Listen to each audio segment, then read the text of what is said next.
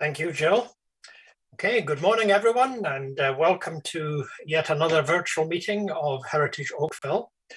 As usual, we will be muted during, each of you will be muted during our meeting. And if you wish to have a question or make a comment, if you can attract my attention in the usual way, I'll try and keep a speakers list. And if you don't get through to me, I'm sure somebody else will tell me that you've waved your hand. All delegations were required to pre-register, and we have delegations for each of the three decision applications that we have before us today. IT staff will be managing their entry and exit as usual. Agenda materials are available at oakville.ca under Town Hall Agendas and Minutes for anyone who's watching and who wants to have the materials that we have in front of us available to them.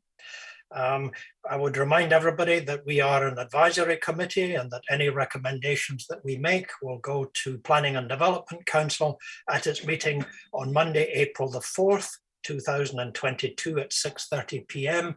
And if anyone wishes to delegate to that meeting, they would have to do so by telling the Clerk's Department before noon on the previous Friday. If at any time you lose connection to the meeting, just do an email to townclerk@oakville.ca and they will try to reconnect you. Madam Clerk, do we have any regrets? Mr. Chairman, regrets are received from Daniela Hampton-Davies. Yep, and I'm sure Jerry will be here shortly. I know she's having some construction work done at home, and that may have just upset her arrival, but I'm sure she'll be here shortly. Are there any declarations of pecuniary interest with respect to any of the items on the agenda today? Okay, seeing none, we'll move right on. Confirmation of minutes of the previous meeting. These were distributed to you. Are there any comments on the distributed minutes? No? Would somebody like to give me a motion to approve them? Thank you, George. George has moved that the minutes of the previous meeting be approved as circulated. Anyone opposed to that motion? Seeing none, the minutes are approved. Hi, Jerry. I was just telling everyone you were having construction at the house today, and it's probably messed up everything.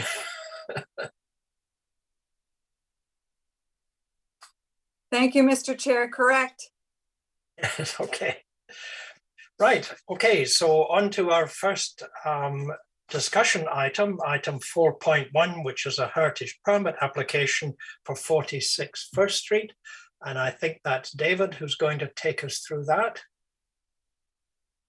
Yes, thank you. Thank you, Mr. Chair. This is, there's the presentation. So this is a heritage permit application for the property at 46 First Street, as you can see there in the photo. Next slide, please.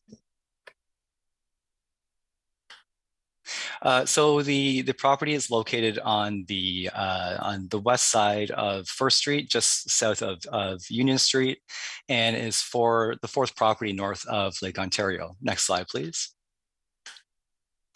So a little background on the property. It is designated as part of the 1st and 2nd Street Heritage Conservation District. It contains a two-story home that was constructed circa 1960, and it is a non-contributing, non-historic home in the district. The proposal is to construct a new two-story addition to the rear of the existing home, and to facilitate the addition, a single-story flat roof addition that was built in the 1990s on the rear of the home will have to be removed, along with the existing rear roof dormers and the windows on the rear wall. And finally, no site plan or minor variances were required for the proposal. Next slide, please.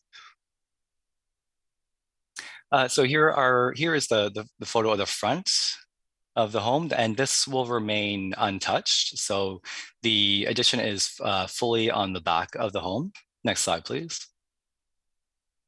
This is a photo of the rear or the west elevation that gives a good indication of the full depth of the rear yard. Next slide, please. This is a closer up view of the rear elevation, so you can see the single-story flat roof addition on the left-hand side. Next slide, please. On the left of the rear elevation, so the left side photo on the rear elevation is looking towards a flat roof addition looking north. And the right-hand side photo is the south section of the rear elevation looking towards Front Street.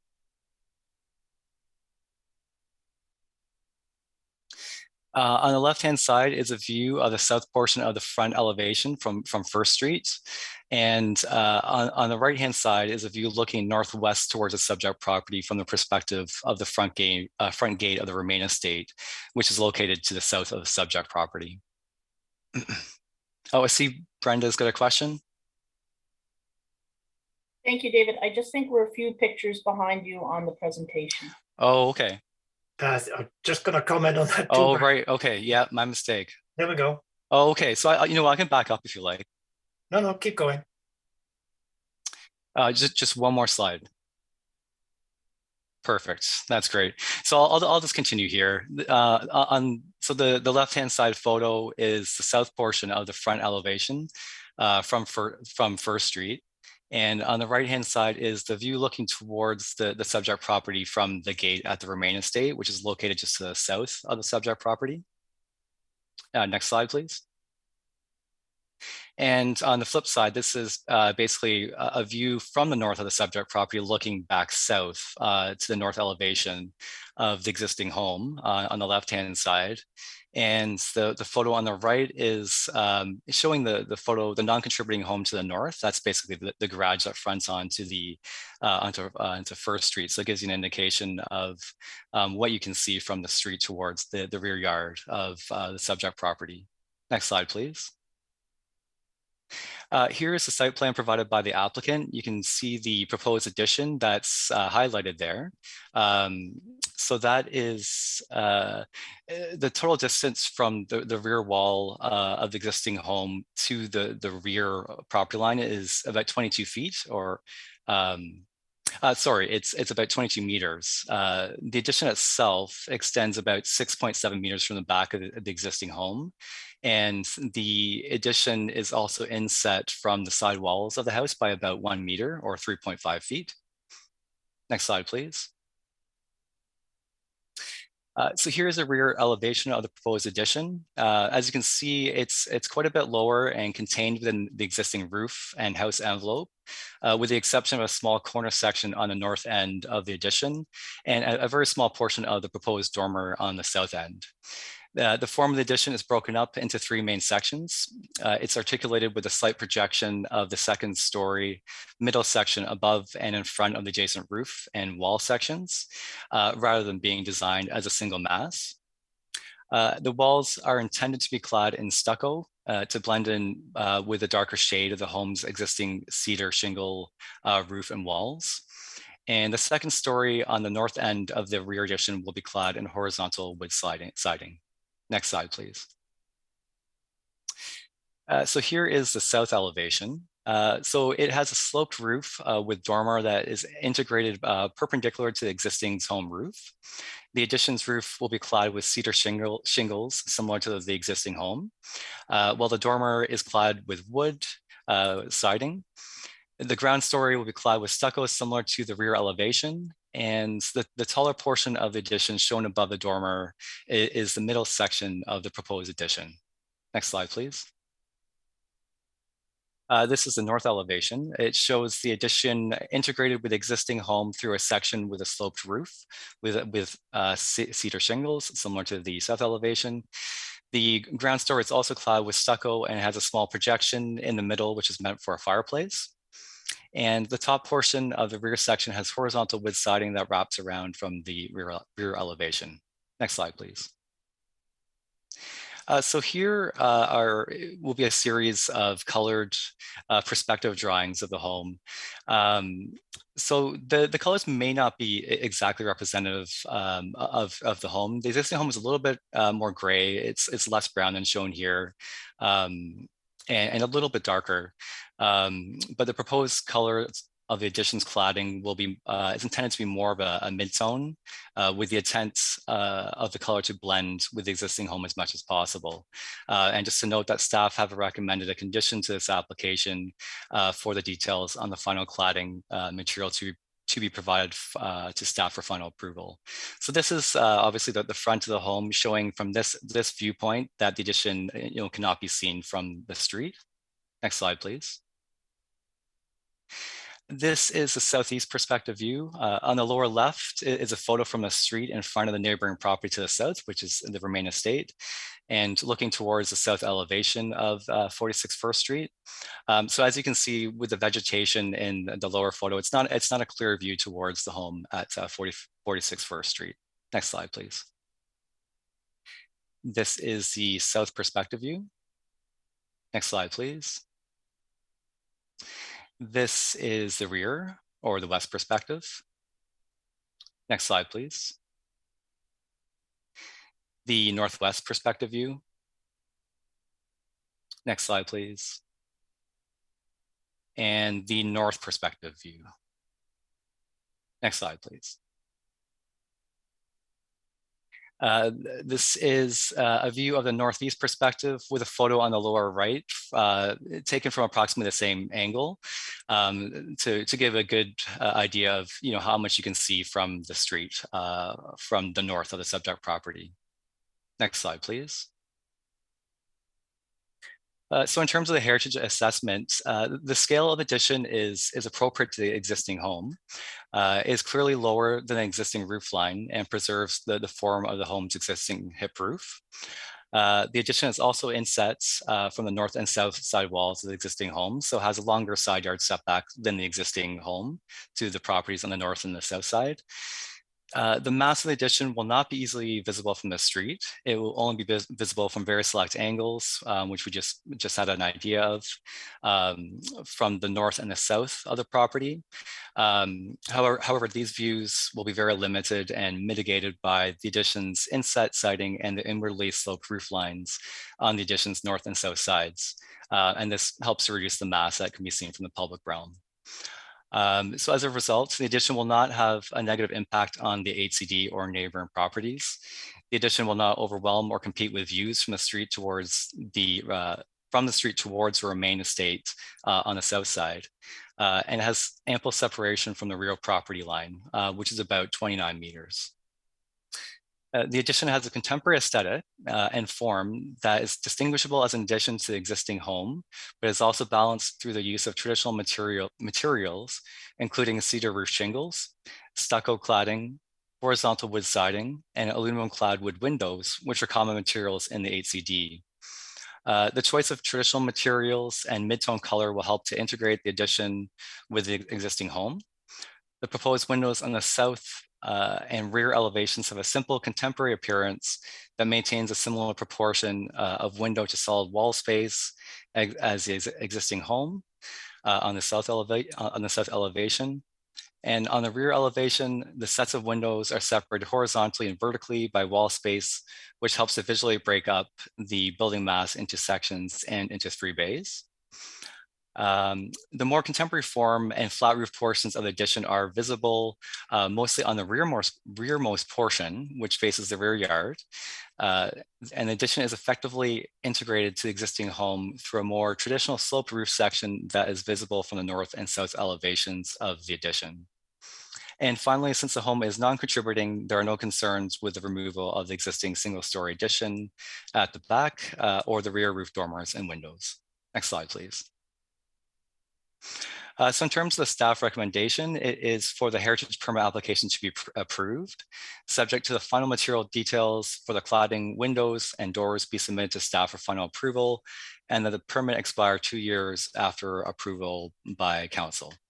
And that's my presentation. If you have any questions, I'd be happy to hear them.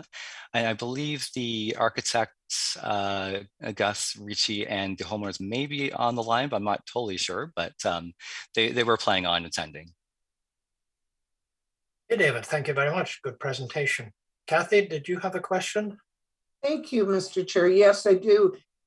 Is there an opportunity when we're dealing with additions such as this, if there were not screening, i.e. landscaping, vegetation, what would the impact be? And the reason I ask that, having seen so many development applications and there's trees there, and then through the process something happens and a tree is either limbed or decreased in height. And my concern is it's referenced time and time again, it doesn't impact from the rear, but if there were no trees there, what would the impact be? David? Yes, good question, Councillor. We have to assess these applications as if typically as if there was no screening there. The screening, it's vegetation, so it could always be chopped down at some point. So yes, it is helpful currently that there is vegetation there and it is quite tall, so that does at this point mitigate impacts. But we have to look at the built form as it's being proposed. So even without the vegetation, the addition would not have a significant impact on the neighboring properties, just due to the fact that I think it's about 6.7 meters extended back from the rear wall of the house. And from the sides, the roofs do slope inwardly, so that the mass is sort of cut back a little bit from the sloped roofs. And generally, where the existing home is, say the Remain estate, the addition doesn't extend fully back to where the house actually is. So there is still some more separation. And additionally, the side yard setbacks to both the north and south properties, it is also, for the extension, it is increased relative to the existing setback from the home. So there is a bit of a longer setback to the addition, which also helps bring the mass away from the neighboring properties. Were the neighboring properties circulated with a copy of the drawings and what's being proposed? To the councillor, I believe they were. The applicant had provided a letter of support from the neighbor to the south and one other letter as well. I don't know if they're on hand today to attest to that, but they did provide a letter of support from the neighbor to the south. Yes. We don't typically look for that, do we? Unlike Committee of Adjustment, but it is good to hear that the neighbours to the south in the Remain house, which is a very prominent property, are not upset by the addition, from what you're saying. I just was interested as to their, oh yeah, I understand. Especially the person at the rear. Right, any other questions of David? Okay, now we have delegations, both the homeowner and the architect. Jill, have you got Gus or the homeowner online? Mr. Chairman, I'm just bringing them into the meeting. Thank you.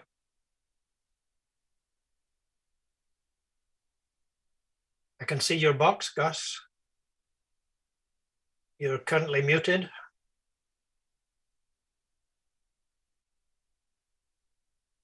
Hello? Can hear you now. I can hear you. Can you hear me? We can hear you. Can't see you, but that's okay. No, I'll try to fix that on my end right now.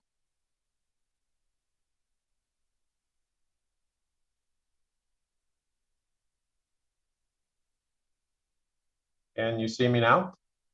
Not yet. How about now? Nope. Anyway, just go ahead, Gus, and if you can solve that problem as you proceed, just keep going. That's okay. I think you guys know what I look like by now anyways. Yes, we do. Thank you for hearing our application this morning. And David, thank you for a very thorough presentation. I would just like to add a couple more points because I think David's touched on most of them. And these are just really general comments, and it really relates to addressing the guidelines for designing in the district and so forth. And I think one of the most important ones is right at the beginning of 4.3, which talks about guidelines for non-contributing properties. almost quoting verbatim, it says that new developments, alterations, and additions shall be undertaken with firm understanding and respect for the heritage character district while reflecting their own time. So, we've sort of taken that to heart and said, we realize we're in a heritage district, but the addition, as you've seen it, definitely has a bit more contemporary lines that, are somewhat consistent with what we're seeing in design in current times and in society and architectural styles. So that was one. The second point, again, relating to style, under 4324, it talks about non-traditional styles are permitted as long as they respect the scale and massing and setbacks of the existing home. We believe because of the way the addition's been designed, as David pointed out, it's not as wide as the existing house. It's not as tall as the existing building. It really reduces the impact and mass to the point where it's not even visible from the street. And I think that's very important. As David mentioned, we don't need any variances or setbacks. We're well within all the zoning requirements, and that the current house meets all the setbacks anyway, so that's helped quite a bit. We've used traditional exterior cladding materials, as David alluded to, including stucco and horizontal siding. And our approach was to try to choose colors that will finalize later that'll help blend in with the existing home. And we're believing that the addition would be much more of a monochromatic addition and not too, basically slight variances in tones versus a lot of different colors, just to keep the impact reduced.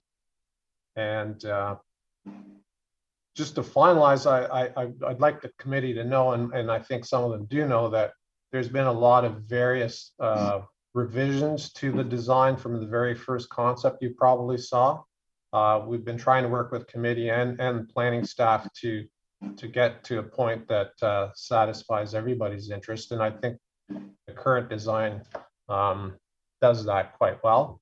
And then finally, the owners did talk to the neighbors both to the north and to the south, and the both neighbors provided letters in support of the proposed application.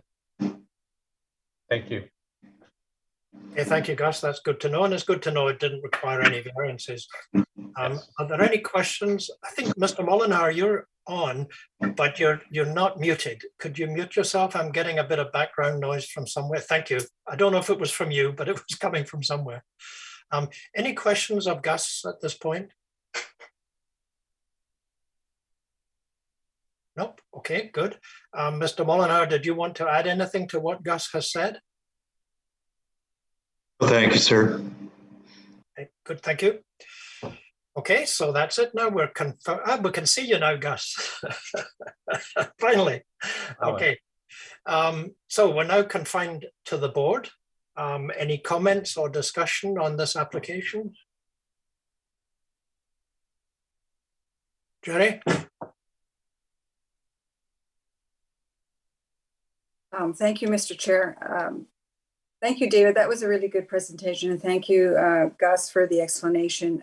This is a difficult one, I'm sure, for some of us on the committee, because we see the contrast between the existing and the proposed. And although, there was a little comment about blending in with the existing home, I think this is a case where visually from the drawings we're seeing, there really isn't a lot of blending in with the existing and the new, but our mandate is to see, and I think as David mentioned and Gus mentioned, it does fit within all of the guidelines that we're looking at. The experience of the street is not altered. The experience of the area isn't altered, and as Councillor Duddick pointed out, the screening, if the screening were to come away, the natural screening, we have some peekaboo views happening with this home. I mean, this is not something that I think we can deal with at this point, and I'm perfectly comfortable knowing that the street view and the experience of the street and the district is not affected by the addition at the rear. I mean, I would have liked to have seen some blending in, some datum lines, some proportional analysis studies to find some balance between the existing and the new. But in this case, you know, it's the freedom of the owner and the architect to decide how they approach this building.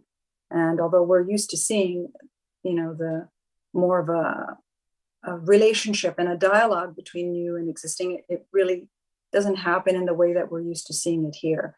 So from a heritage standpoint, I don't see a problem with the preservation of the experience on the street level. Okay. If there aren't any other further comments, Jerry, could I take that as a motion to accept the staff recommendation? Yes, Mr. Chair, you can. Okay, so we have the motion now on the floor to accept the staff recommendation, which includes the usual final details and so on being approved by staff when they are known. Any further discussion on the motion? Is there anyone opposed to the motion? Seeing one, the motion is carried. So thank you, everybody. We move on now.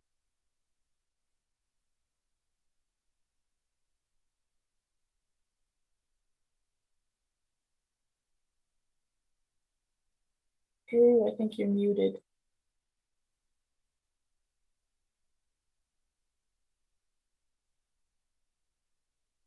Brenda, were you? I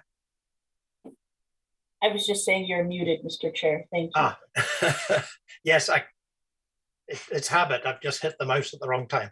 Anyway, did everybody get all of that? Did we called the question? Okay, so Jerry made the motion. Anyone opposed to that motion? Seeing two, the motion is carried. Okay, good. Sorry about that. So we will be recommending to council that the staff recommendation be accepted.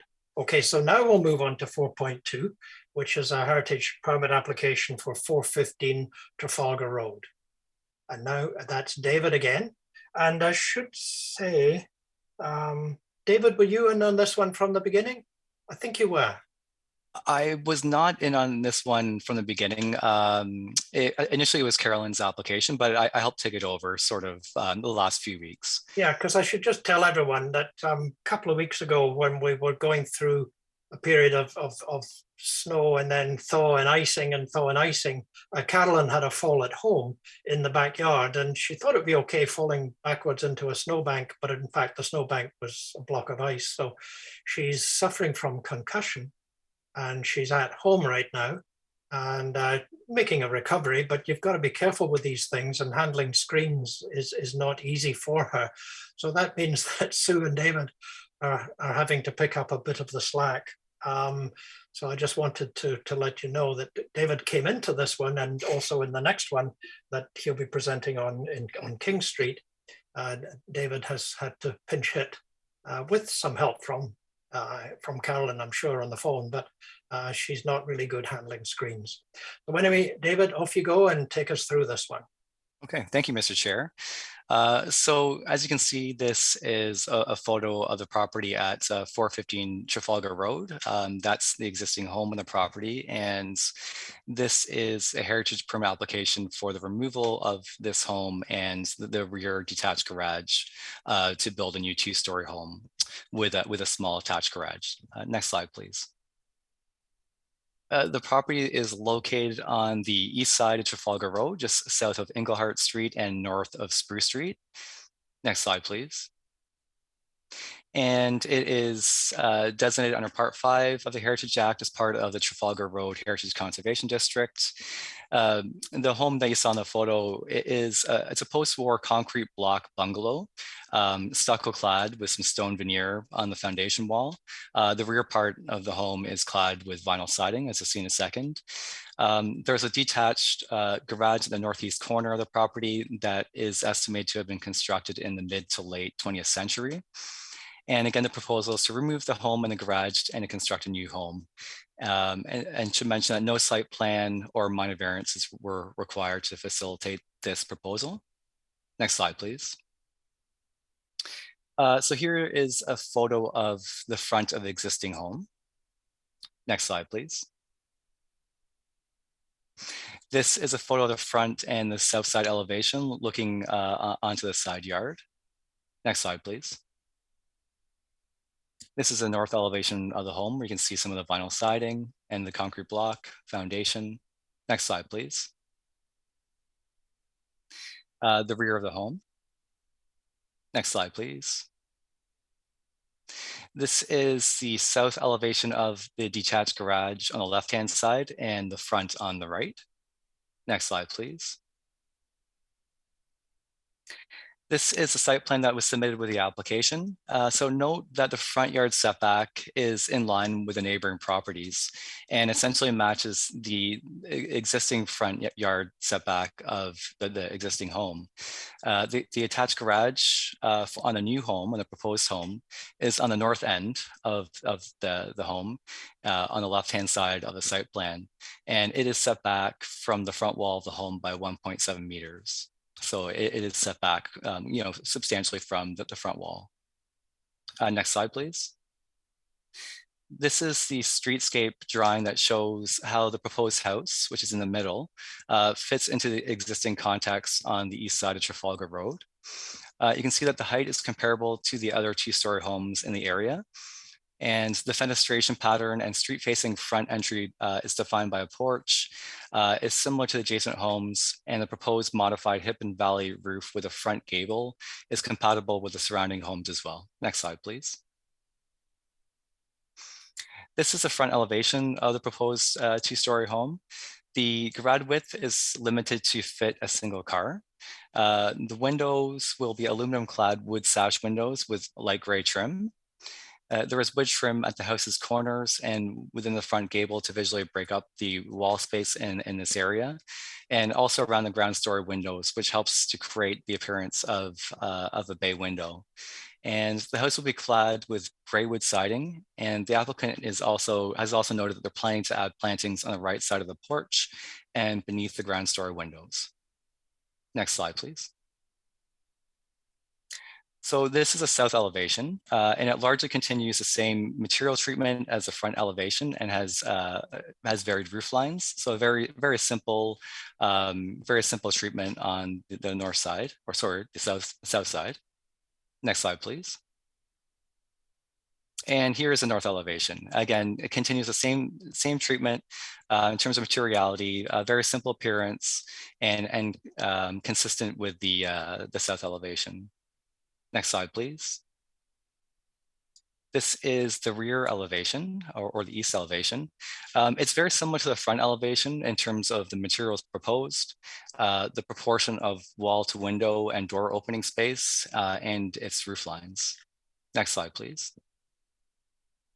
So in terms of the heritage assessment, heritage planning staff have assessed the property and determined that the existing house and garage does not have heritage value that warrants conservation. And there are no concerns with removal of the house and detached garage. The proposed house has a simple vernacular aesthetic that really blends in with the streetscape, has traditional references in its composition of architectural elements, its multi-pane windows and wood cladding materials and doors. The window and door openings maintain similar proportions to the openings of the neighboring properties, and the proportion of solid wall relative to window area on the street-facing elevation is also consistent with the established character of the area. The predominance of the proposed attached garage on the street front is minimized by its location setback over 1.7 meters, like I mentioned, and it's also limited in width to fit a single car. And finally, As I mentioned earlier, the proposal did not require any variances, so it fits into the existing zoning permissions of the property. Next slide, please. So finally, the staff recommendation is for the approval of the application to demolish the existing house and garage, and to permit the construction of a new two-story home subject to the final details in the cladding, windows, doors, and landscape materials be provided to staff for final approval, and that the heritage permit expire 2 years after the date of approval by council.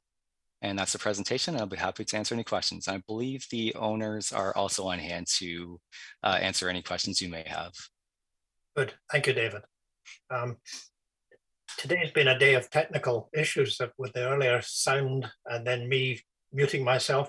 And I think, Bob, were you having trouble getting in? I can see you now. Okay, good, and you can hear me, so that's fine. Good, so thank you, David. So any questions of David at this point on the application? Okay, I don't see any.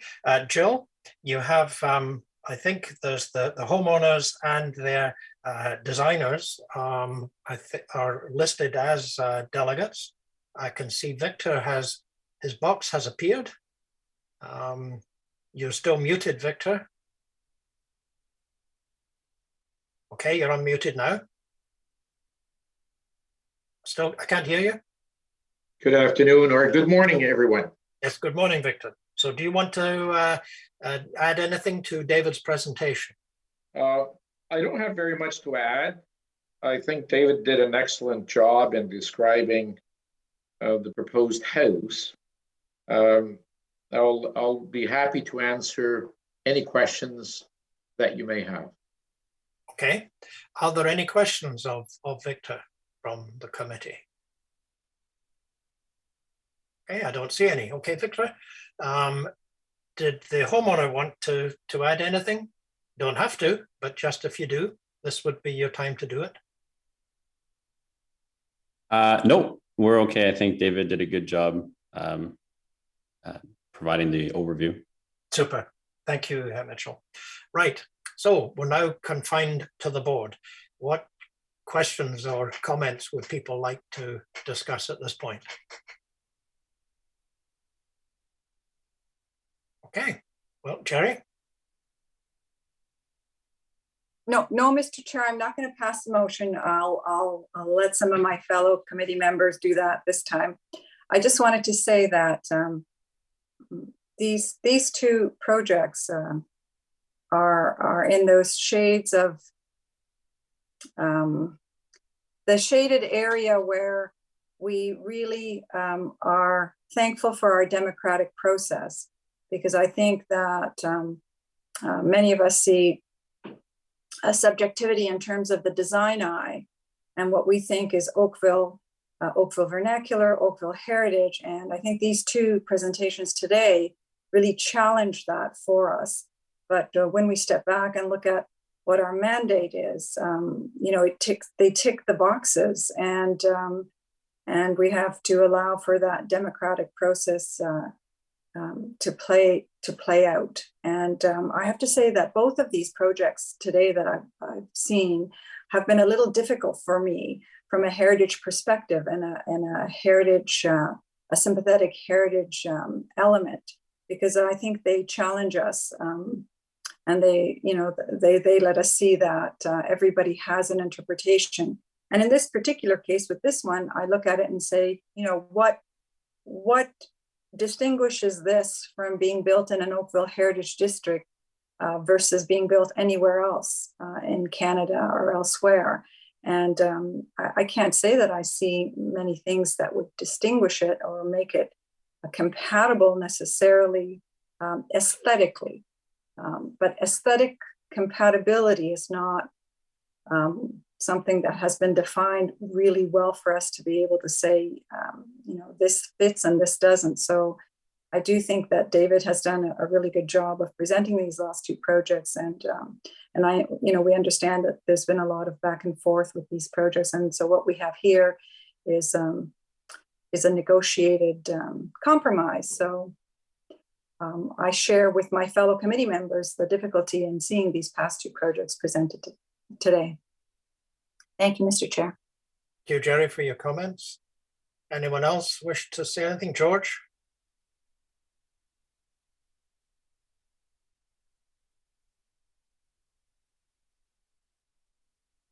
There you go, George. Finally, I had seemed to have a lot of trouble with this. I know. I don't know what it is today. It's just My wife gets this fine. I can't. She just looks at me and shakes her head. Just no. I would just like to congratulate our last speaker, Jerry, because she put the words exactly the way I would have if I was able, but she put it much better. And I have difficulty with these and a few others, but given what's in front of us, I think it ticks the boxes, but unfortunately, we're constrained with our rules and regulations. But be that as it may, that's all I wanted to say. Thank you. okay. Thank you, George. Yep, I hear you. Any other comments? Any further discussion? Okay, well, we have a staff recommendation in front of us. Would anybody like to move that we accept the staff recommendation? Thank you, Sue. Okay, so we now have the motion on the floor that we accept the staff recommendation, that we recommend to council that they approve this project. Is there any further discussion? Is there anyone opposed to the motion? Seeing none, the motion is carried. So thank you very much again, everyone. So we'll now move on to item 4.3, which is 302 King Street. And I know for sure this is one that David got parachuted into because with the site visit, it was Carolyn who was there with us for that. So David, you're back on again on 302 King Street. Okay, thank you, Mr. Chair. There is the presentation. So 302 King Street, that's a photo of the historic home, the George K. Chisholm house, built in 1859. So this is a heritage permit application for the construction of a new two-story garage facing the street, and then some alterations to the rear porch and doors and windows on the rear elevation of the home. Next slide, please. So the property at 302 King Street is on the south side of King Street, just east of Trafalgar Road and west of Reynolds Street. Next slide, please. It's designated under Part 5 of the Heritage Act as part of the old Oakville Heritage Conservation District. The home is a two-story stucco-clad home built in 1859. And on the west side, there was a later addition that we believe is built in the mid to later 20th century, probably close to 1970, late 60s, early 70s. With a little bit of living space. And then on the west side of that, there's an attached two-car garage that is being proposed to be removed. The proposal doesn't propose removal of the living space on the west side of the house, only the garage. And for the construction of a two-story garage that has living space above it and some laundry and storage space to its rear. Other alterations include the reconstruction of the rear yard porch and alterations to windows and doors in the rear elevation. And just to be clear that there's no proposed alterations to the front of the historic two-story home. There were variances that were approved in January of this year. They were to recognize the existing condition of the front yard setback, which is 1.29 meters to the garage. To recognize the floor area of the garage being just over 61 square meters. The total lot coverage of 28.72%, and the residential floor area for the dwelling being 36% of the lot area. Next slide, please. So this is a photo of the garage. You can see on the right-hand side. So that's a portion just with the two garage doors that will be removed and then rebuilt with a two-story garage. Next slide, please. A view looking east towards the historic home. Next slide, please. This is a view on the rear elevation of the west side addition. Next slide, please. A view of the rear elevation looking towards the historic home and the rear porch. Next slide, please. So here's a closer view of the rear porch. So the porch is to be rebuilt and will actually be slightly smaller than the existing porch, as it will be contained within the rear gabled section of the home. So the west portion of the porch will be brought in to where the gable is on the second story. It will also have a slightly lower roof line than the existing porch. The second story historic windows above the porch that you can see there, they're casement windows. They will be retained, but they will be pushed together to form a continuous row above the porch. And one new casement window will be added to the row to extend it and to sort of balance it out above the roof of the porch. It's a little hard to see here, but it's sort of behind the tree, but there's a large historic 6/6 window on the left-hand side of the porch, so to the left of the French doors. It's proposed to be removed, restored, and relocated on the ground story on the home's rear east wall. And the French doors you see there are also proposed to be removed in place of new doors. And the window on the right-hand side is also proposed to be removed in order to facilitate the doors, the new entry doors on the porch elevation. Next slide, please. So these are just two almost the same photos, but of the rear and east elevations. So that on the left-hand side, you can see that horizontal window, the horizontal wood window, that's proposed to be removed. And that's where the historic large 6/6 window will be placed. The window in the top corner will be replaced with a new wood window that's a little bit narrower, because on the inside of the home, a new partition wall will be placed. So that wall currently is where a stairwell is. And there's going to be a new wall that basically separates the stairwell from, I believe it's a new walk-in closet on the interior. And on the right-hand side, that top left window that you can see is a modern window, and that will also be removed, and the area will be infilled with stucco to match the existing. Next slide, please. This is a site plan provided with a proposal. So on the left-hand side or the west side, you can see the garage, the new garage being proposed. It's set back by about 2 meters from the front of the historic home.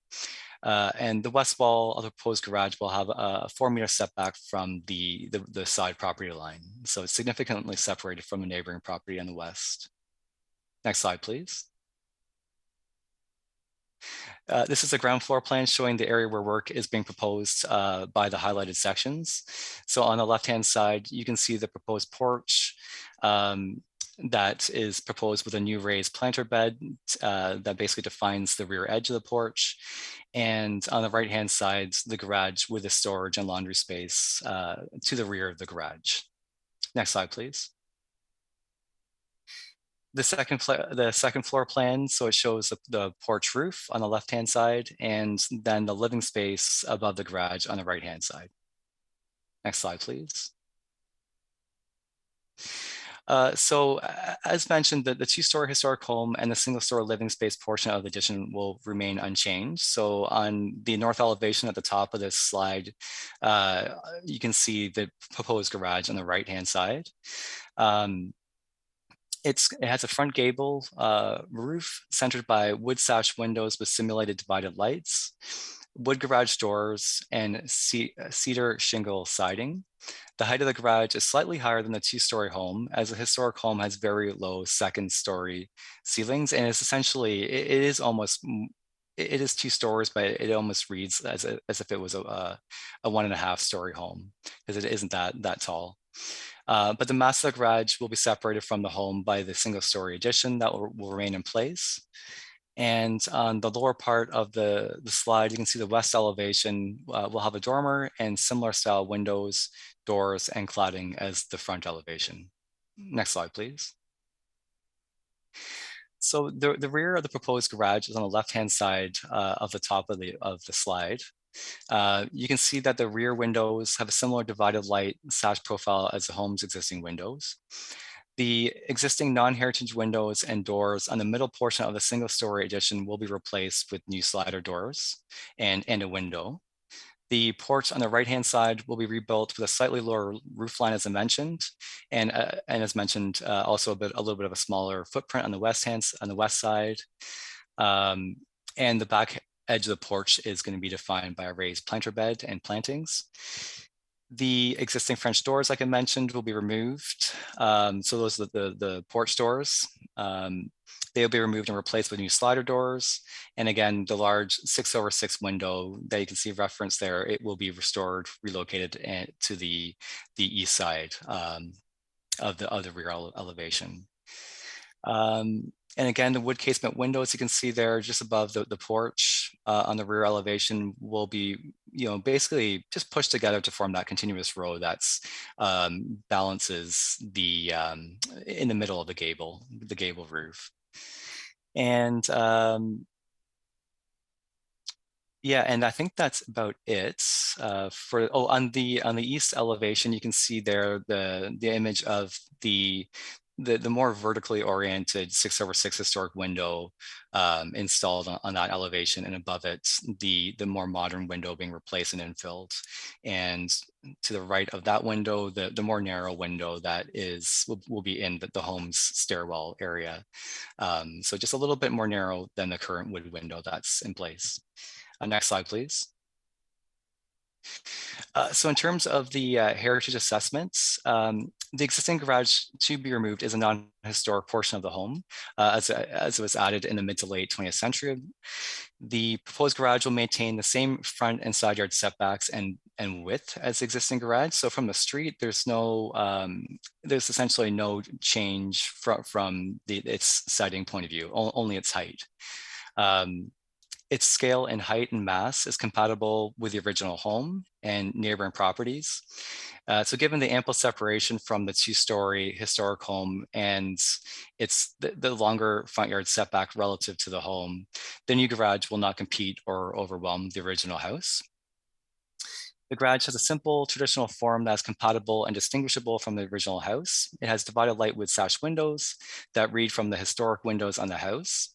And the cedar shingle cladding is a material that is compatible and distinguishable from a stucco clad house. The rebuilt porch on the rear elevation will be similar in appearance, form, and material to the existing porch and does not represent a significant change from the existing condition on the rear elevation. And there are no significant heritage concerns with its reconstruction, as the rear porch is not a significant heritage attribute. While the French doors at the rear porch entry will be removed, along with the one wood window on the rear elevation and the two wood windows on the rear east elevation, these removals from the original house are balanced by the proposal to retain, restore, and relocate the historic 6/6 window that's currently on the rear wall, and also to retain and restore the 3 second-floor wood casement windows above the porch. The proposed removals are limited to those actions really that are required to facilitate the functionality of the renovation, and they're not being proposed simply for change in its own right. So effort has been made to conserve as much of the historic fabric as possible. Additionally, staff have included a recommendation for any of the heritage material to be removed to be made available for salvage. And finally, the alterations to the rear of the house will not be visible from the street and will maintain the heritage character of the house. The proposed garage is compatible to the home and to the character of the Heritage Conservation District. Next slide, please. So finally, the staff recommendation is for the heritage permit application to be approved, subject to the conditions that final details on cladding, windows, doors, and porch roof be submitted to staff for final approval, and that any historical elements to be removed be made available for salvage. And finally, for the permit to expire 2 years after any approval dates from council. And that concludes the presentation. I'll be happy to answer any questions, and I believe the architect should be on hand as well. Thank you. Super. Thank you very much, David. It's interesting the house is not part 4 already. I mean, it just seems with all its historic relationships that it would have already been part 4. And I don't want to add to the pile of stuff already in the job jar. And I know we're redoing the whole district plan down there anyway, but it's just interesting that it's not already a part 4. Any questions of David? No, good. Now, I believe we have Terry Martino. I can see you, Terry. Mr. Chair, members of the committee, can you hear me? I can hear you. So would you like to add something to David's presentation? Thank you, Mr. Chair. No, I appreciate and thank David for his comprehensive presentation. I think he covered the scope of proposal in great detail, and I would be happy to answer any questions the committee may have. Super. Thank you, Terry. Does anyone have any questions of Terry? Nope. Good. Okay. We're now confined to the board, but stand by, Terry, in case we need you again. Right. So confined to the board. Comments, discussion. Jerry? Well, Mr. Chair, I am effervescing to say hallelujah. This is a rare example where the addition and renovation actually, I feel, improves upon the original. That awkward little one-story piece where the garage were tailing off there. I have to say that the rhythms in this, the proportion of the rhythms, the aesthetics are quite lovely and beautiful. And the harmonic relationship between the new and existing is lovely. And you know, it's a really fine example of an addition and renovations to an existing heritage home in a heritage district. And it's just lovely. Kudos to the designer and to our staff for working with this beautiful, beautiful result. Thank you. Thank you, Jerry. Any other comments? Okay, would somebody like to give me a motion? Thank you, Councillor Giddings. So I guess your motion would be to accept the staff recommendation that this application be approved with the conditions A and B. Any further discussion on the motion? Is there anyone opposed to the motion? Seeing none, the motion is carried. So thank you very much, everyone, for that. And thank you, Terry, and well done. Thank you, Mr. Chair, and thank you for the very next comment. Right, thank you. Take care. Thank you. Right, good. So we're on a slightly upward ramp after our first two, and we're now moving into the Bronte Cemetery. And nobody in there is going to complain about the report. Sue is on hand to do this, and I think this is probably the last piece of work that we've seen from Elaine, because I'm sure a lot of the stuff in that cultural heritage report that you're going to speak about, Sue, was done by Elaine. Anyway, over to you. Thank you, Mr. Chair. If the presentation could be loaded, I'll take you through the report for the cultural heritage landscape of the Bronte Cemetery. And you are entirely correct. The attached cultural heritage evaluation report, which was completed as phase 2 of the cultural heritage landscape process for the Bronte Cemetery, is entirely Elaine's work. Again, I hope everybody enjoyed reading this. I know I did. There was a tremendous amount of work put into it, and I'm pleased to take you through the highlights right now. So next slide, please. So the Bronte Cemetery, if you haven't ever been there, is actually a very peaceful spot to go visit. It is located at the southern kind of most end of West Street. So you can get there by taking Lakeshore to West Street, or you can come across Seneca Drive. And the Bronte Cemetery takes up this portion of area that you can see on the screen right to the lake. Next slide, please. So the the cemetery was designated not in 1978, but 1987. I've just reversed the numbers there, but it is correct in your staff report. So it has been designated since 1987. But as we all know, the standards for heritage designation bylaws at that time were very different than what we deal with now. And so the update to this heritage designation bylaw one has been completed because it was needed, but also because we now, of course, have our cultural heritage landscape strategy, and we evaluate these properties against a criteria to determine if they are significant CHLs as well. And so obviously, the property still does meet the requirements for heritage designation. I'm going to take you through the highlights of the Ontario Regulation 906 evaluation. And obviously as well, it is what we believe to be a significant cultural heritage landscape. Next slide, please.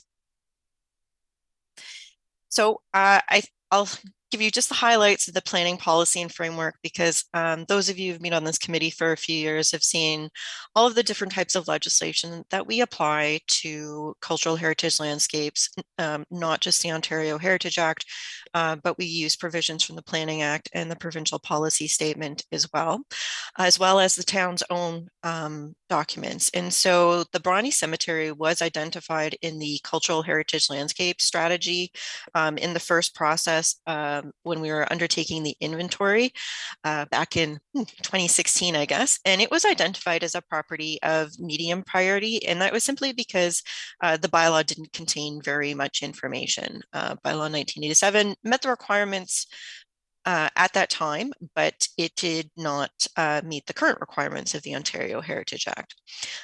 So for example, there was no statement of cultural heritage value, there was no list of heritage attributes.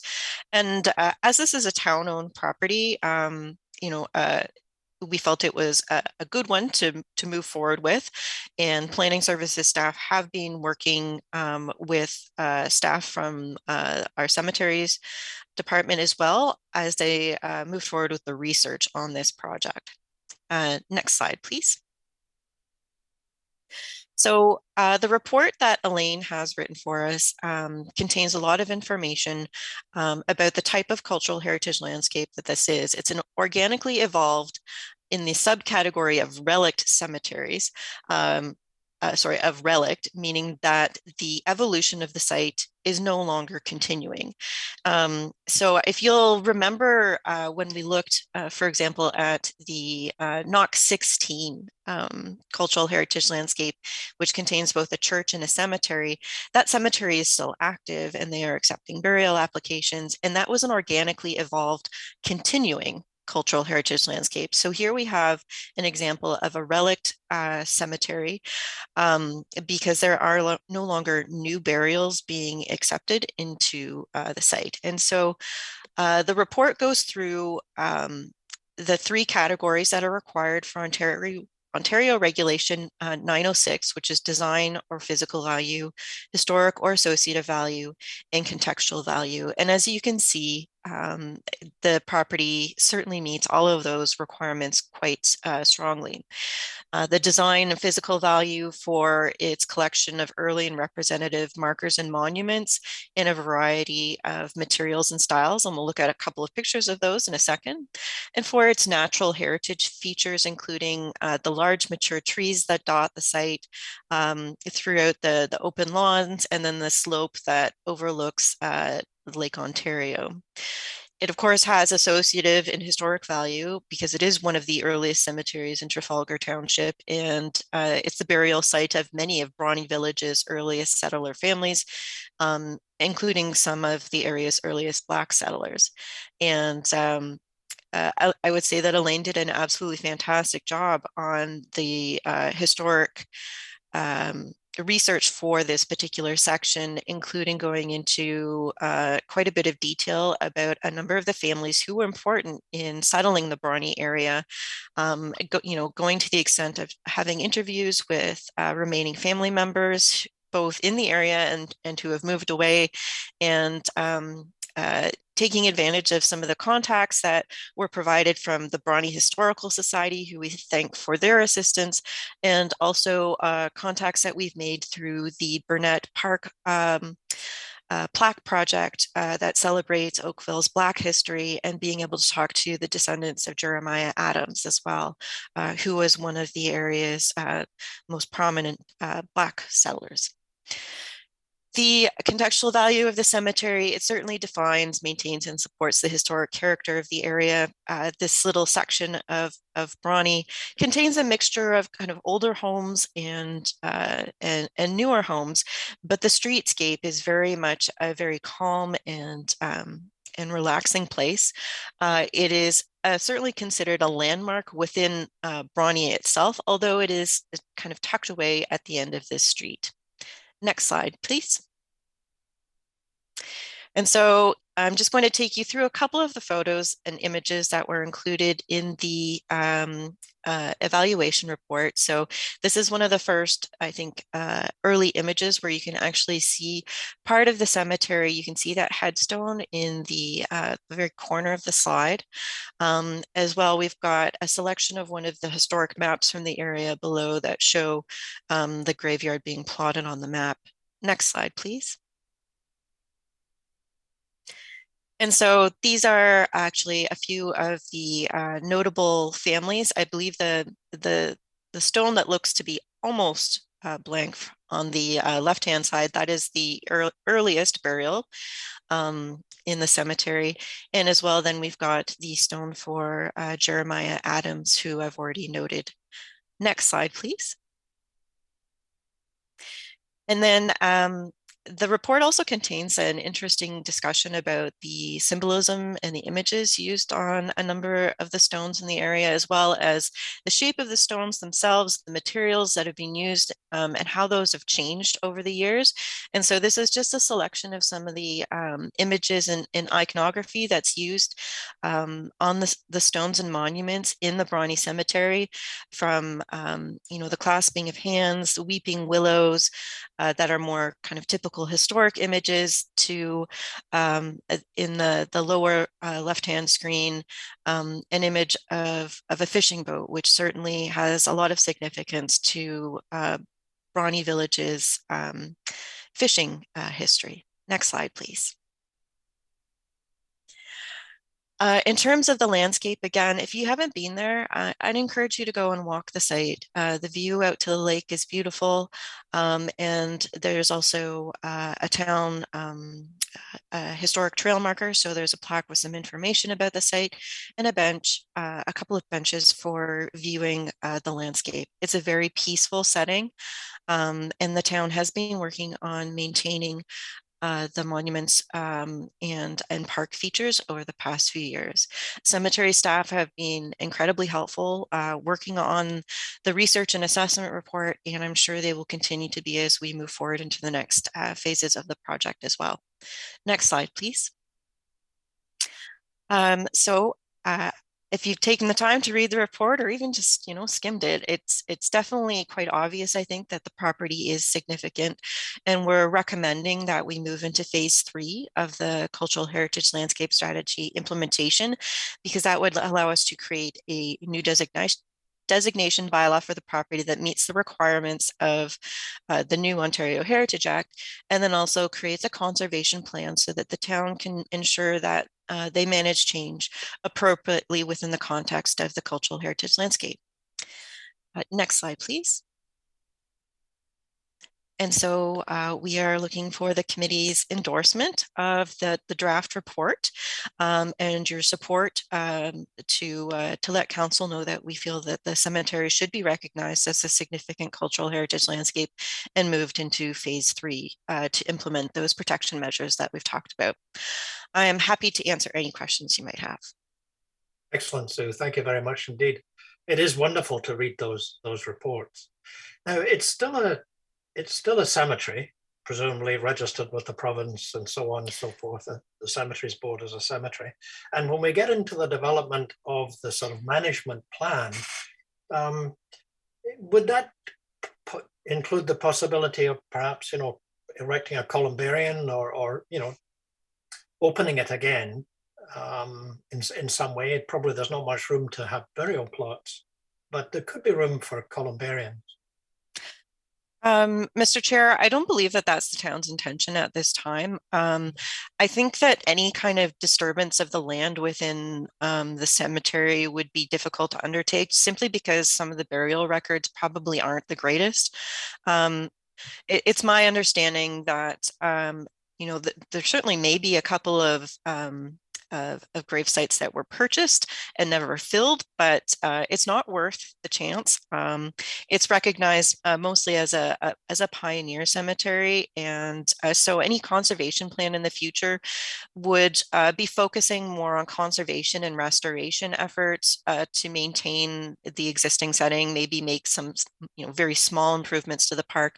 But I don't think that there would be, just based on our discussions with other town staff, any big plans for changes going forward. Okay, good. You just mentioned that there were some descendants of people who were in there, and it just occurred to me that, you know, they might want to go there. Not too soon. No. Anyway, any comments and anything that anybody wants to say? Brenda. Thank you, Mr. Chair. Through you, just a question. Is there, Susan, is there any opportunity, you know, we noticed some of the pictures show significant degradation of the tombstone or this markers due to from 2017 to 21. Is there any option to seal or somehow protect the stone from further erosion? Through you, Mr. Chair, the town actually does have a really good monument restoration program, and I do believe that there has been some work started on the cemetery already. In terms of what you can do to bring things back, that's not really possible. A lot of the historic stones, because they were created, you know, out of a much softer marble, have been unfortunately very susceptible to environmental impacts, like the increasing acidity of our rain levels, for example. And so, you know, the best we can do is to try to maintain things as they are. You know, sometimes cemetery restoration efforts involve taking stones out of the ground that have been either set in the ground, you know, for one reason or another. And you actually find that they're better preserved than some of the ones that have been standing up, simply because they haven't been so exposed to the elements. And so, you know, any conservation plan will certainly look at, you know, how to move forward with restoration efforts. But for, you know, the stone that I showed you for the earliest marker in the cemetery, you know, there's no real going back, because you can't really, unless you want to cast a new stone. But we're certainly, you know, able to repair snap stones where that's happened, and undertake a number of other kind of restoration methods. Cemetery stone restoration is actually incredibly fascinating. I did a ministry workshop on it quite a few years ago. And, you know, I think it's something that the town has been doing very well at, but it's a slow process. And so they certainly have staggered the approach of how many stones and in which cemeteries they can deal with every year. So, just to clarify though, I wasn't asking about restoring. I was asking about preventatively sealing the stone so further erosion doesn't happen. It's generally not recommended to put any kind of sealant on top of a masonry face, because then you end up locking moisture within it, and it actually more implodes from the inside than the outside, unfortunately. So, yeah. Our climate is what our climate is. Yeah. Okay. Any other comments or questions? And Bob, you're down in South Carolina, I believe. Yeah, you still muted, Bob?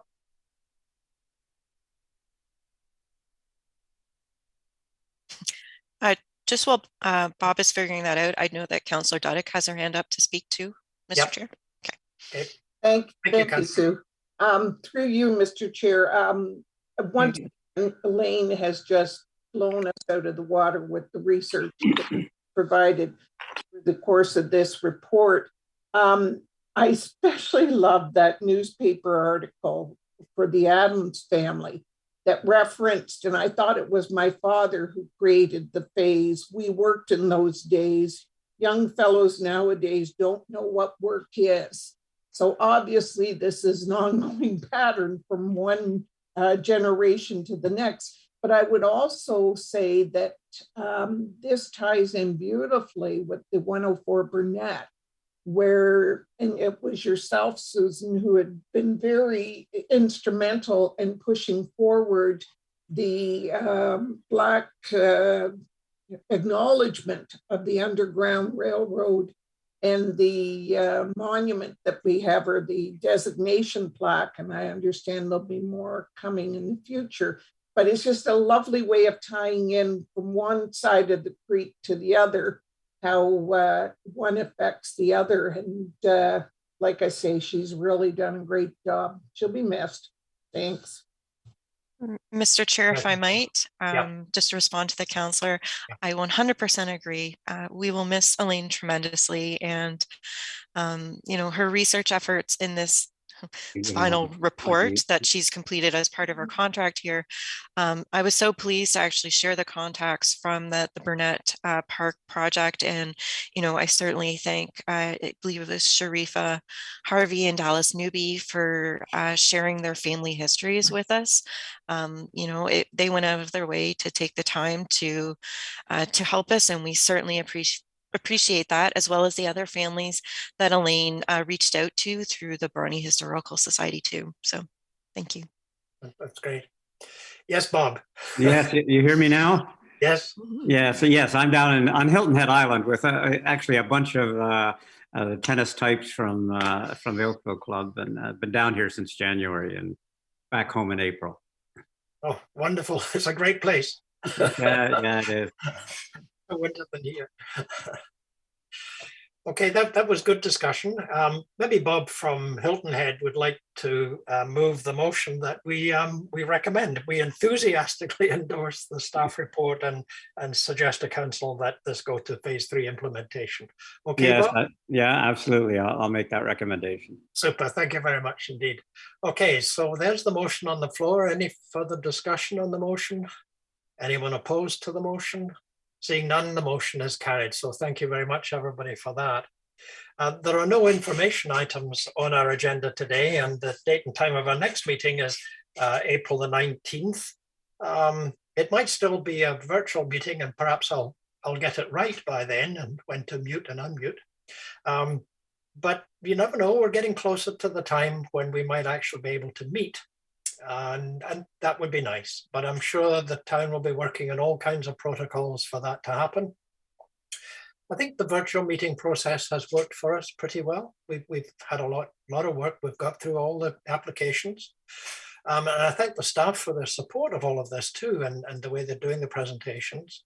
Now, Sue is off again because there's litigation. You know, there's always litigation involving heritage, and she's providing the staff support for that on another matter. So David will be pretty well with Kirk, who's on his sort of heritage planning rotation at the moment, is probably going to find it a little bit busier than he had expected, but then that's okay.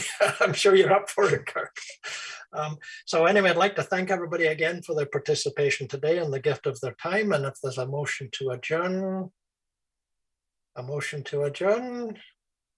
Again from Bob, great stuff. Hilton Head's doing well. Okay, so that motion I'm sure is unopposed. So thank you very much, everybody, and have a fun day. Bye.